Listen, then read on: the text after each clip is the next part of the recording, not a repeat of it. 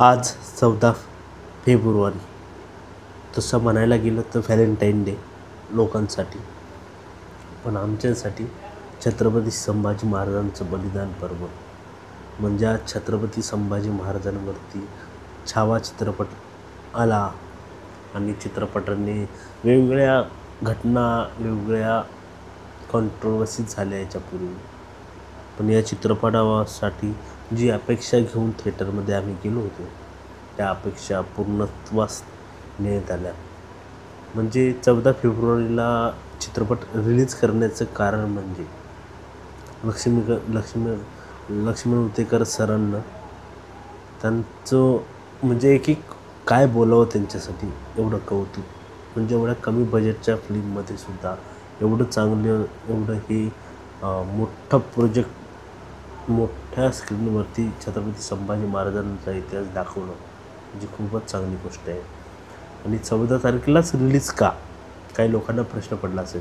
14 तारखेला छत्रपती संभाजी महाराजांचा जन्मदिवस आहे. 14 मार्च 1657ला संभाजी महाराजांचा जन्म आहे.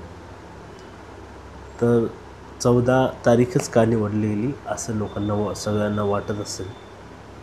पण ही तारीख हार्ट टचिंग, म्हणजे ज्यांनी 14 तारखेला चित्रपट बघितला ना त्यांनाच कळायला पाहिजे. काही लोकांना माहिती नाही की आजच चित्रपट 14 तारखेला बघितला, पण 14 तारखेला ज्यांनी बघितलं त्यांचा म्हणजे एक मुहूर्त, म्हणजे छत्रपती संभाजी महाराजांच्या ज्या दिवशी जन्म झाला होता, म्हणजे आज नाही, फक्त 14 तारीख मेन म्हणतोय. आता पुढच्या महिन्यात 14 तारखेला छत्रपती संभाजी महाराजांचा जन्मदिवस आहे, म्हणजे जयंती. आणि छत्रपती शिवाजी महाराजांची म्हणजे या आठवड्यातच जयंती आहे. त्याच्यामुळं हे महत्त्वाचं की छत्रपती संभाजी महाराजांचं 14 तारखेला जन्म झाला होता आणि 19 फेब्रुवारीला छत्रपती शिवाजी महाराजांचा जन्म म्हणजे जयंती फक्त. आणि या पिक्चर बनवण्याने खूप महत्त्वाचं काम म्हणजे याच्यामध्ये अनेक पार्ट दाखवले. अजून लढाया आहे ना, अजून दाखवण्यात आल्या पाहिजे होत्या. स्टोरी लाईन पण चांगली करण्यात यायला हवी होती. म्युझिक तर भन्नाट आहे, एकदम भारी आहे. फक्त याच्यात एक गोष्ट मला कवी कलशांविषयी आहे ना जास्त माहिती देण्यात नाही आली. आणि छत्रपती संभाजी महाराजांची स्टोरी मला वाटते हे चित्रपटवाले आहे ना, मोडक फिल्मवाले आणि मॅडक फिल्मवाले आणि लक्ष्मण उतेकर यांनी पार्ट 2 आणलेलाच हवा. पार्ट 2 जर आला तर अजून त्याच्यामध्ये फक्त स्टोरी लाईन असायला पाहिजे आणि लढाया मोठ्या स्केलवरती दाखवायला हव्या. हे काय याच्यामध्ये 2च लढाया दाखवल्या.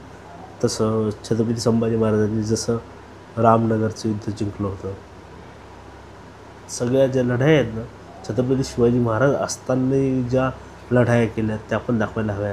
दिलेर खानाकडे छत्रपती संभाजी महाराज शिवाजी महाराजांच्या सांगण्यावरनं गेले होते, तर ते पण दाखवायला हवं होतं.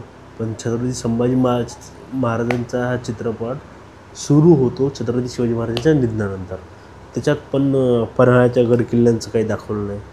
म्हणजे छत्रपती संभाजी महाराज जेव्हा पन्हाळा किल्ल्यावरती होते तेव्हा त्यांना कैद करण्यासाठी हे मंत्री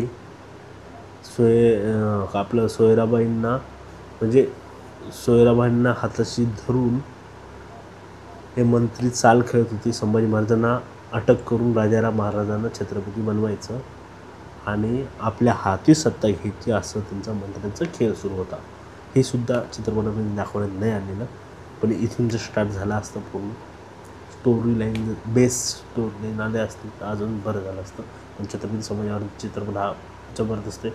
विकी कौशलची ॲक्टिंग जबरदस्त, AR रहमान सरांचं म्युझिक तर जबरदस्त.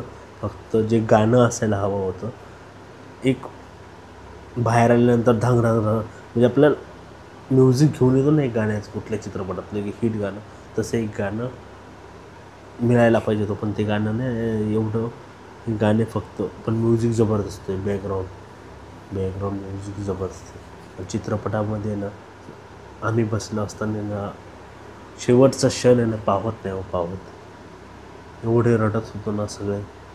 रडून रडून बापरे, एवढं कधीच रडलो नसेल एवढं रडू आलं.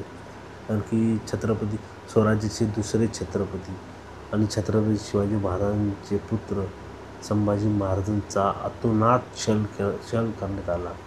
आणि काय सांगावं, एवढ्याच्या रडू रडू येत होतं ते परिस्थिती. पण चित्रपट परत जाऊन बघावा असंच वाटतं आहे. तुम्ही जर तिकीट बुक केलं नसेल तर बघून या चित्रपट आणि आपल्या मराठी माणसाला साथ द्या. म्हणजे लक्ष्मी होतेकरांना असा चित्रपट परत परत परत यावेत आणि महाराष्ट्राचा मराठ्यांचा इतिहास पूर्ण जगासमोर यायला पाहिजे.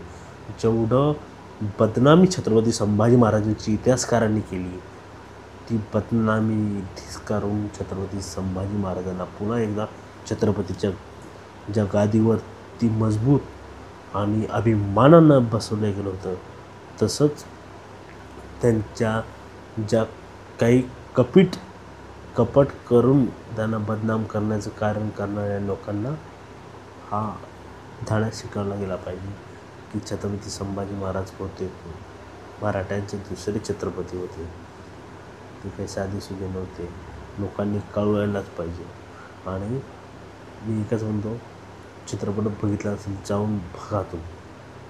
जेव्हा तुम्हाला वेळ असेल तेव्हा बघा. आपण चित्रपट थिएटरमध्येच बघा, तेव्हाच तुम्हाला कळेल छत्रपती संभाजी महाराजांची पॉवर, ताकद आणि बलिदान.